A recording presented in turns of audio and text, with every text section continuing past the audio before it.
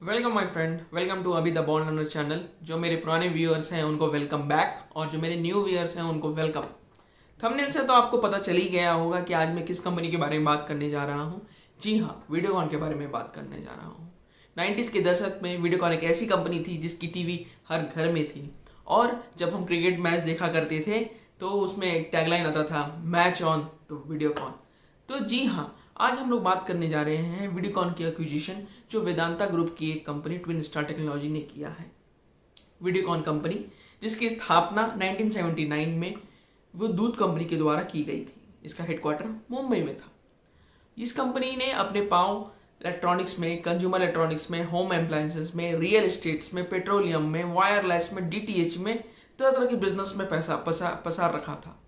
और इनका बिजनेस काफ़ी अच्छा भी चल रहा था। बट ये एक्सपेंशन पैसा मांगता है।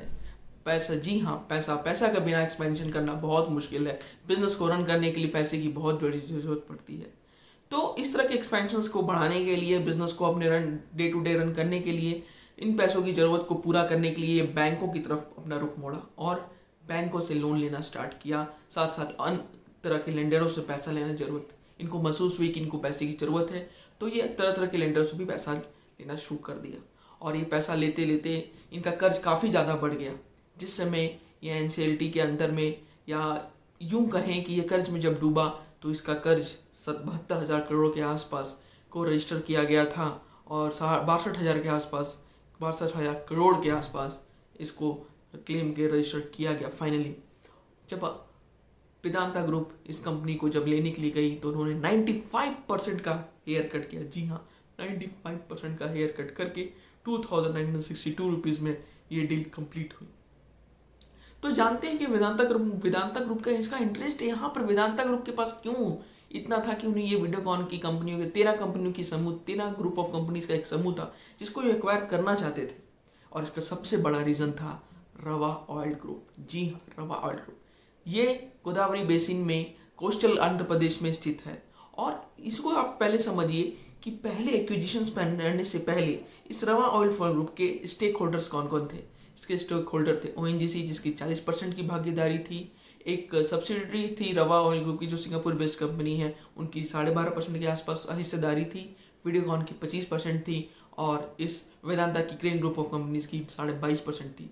इस एक्विजिशंस के बाद, इस वीडियोकॉन एक्विजिशंस के बाद वेदांता की भागीदारी 47.5%, 47.5% हो गई है। तो इसमें इनको रवा ऑयल ग्रुप में एक बहुत बड़ा स्टेक इनका बढ़ गया, तो जो इनका प्राइमरी इंटरेस्ट था। इसके अलावा जब मैंने आपको बताया कि ये जो कंपनी 1979 में जब वीडियोकॉन स्थापित हुई थी, तो ये बहुत बड़ी कॉन्ग्लोमरेट थी दोस्तों। इनकी मैन्युफैक्चरिंग यूनिट 13,000 लोकेशंस पे थी। इंडिया के बाहर भी आप जिस कंट्री का नाम लें, Germany, France, Russia, Chile, Brazil, सब जगह इनकी मैन्युफैक्चरिंग यूनिट थी। और ये वर्ल्ड के 3rd largest picture tube company बनाने वाली कंपनी थी। तो अब जब ये टीवी बनाने वाली इतनी बड़ी कंपनी को जब इन्होंने वेदांता ग्रुप ने एक्वायर किया है, तो अब इनको भी एलसीडी का, जी हाँ, ये कंपनी एलसीडी बनाएंगी और इनको बहुत बड़ा एक बूस्टअप मिलेगा इस वीडियोकॉन को एक्वायर करने के बाद। साथ ही साथ ये जो एक्विजिशन हुआ है, इसमें इनको 500 करोड़ एक अपफ्रंट अमाउंट देना है और बाकी के पैसे ये नॉन कन्वर्टेबल डिबेंचर्स के रूप में देना इनको प्रोवाइड करेंगे। ऐसा न्यूज़ों में बताया गया कि 2020 में वेणुगोपाल दास जो इस कंपनी के प्रमोटर हैं, उन्होंने 30,000 करोड़ रुपीस में इसको सेटल करने की कोशिश की थी। बट लेंडर उस समय इससे माने नहीं और अंततः ये कंपनी 2,692 करोड़ में ही सेटल हुई।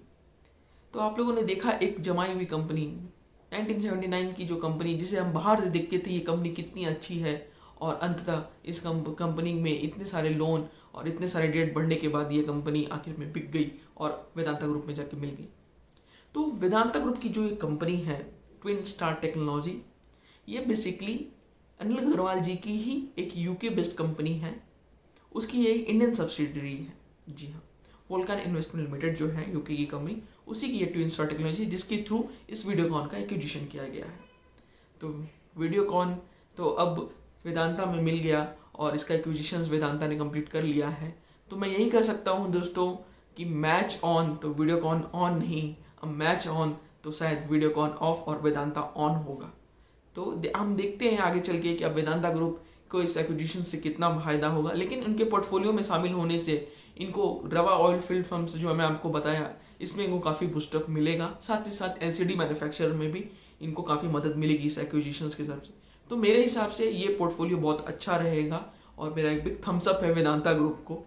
तो आइए आगे चल के फिर हम देखेंगे कि वेदांता ग्रुप कैसा परफॉर्म करता है इस एक्विजिशंस के बाद। अगर दोस्तों वीडियो अच्छा लगा तो प्लीज़ वीडियो को लाइक कीजिए, चैनल को सब्सक्राइब कीजिए और अपने दोस्तों और फैमिलियों को बताइए। मैं इसी तरह कुछ नए और मज़ेदार जो फाइनेंशियल एक्विजिशंस और फाइनेंशियल इंटरप्शन या न्यू प्रोडक्ट्स आते रहेंगे उनके बारे में बताते रहूँगा।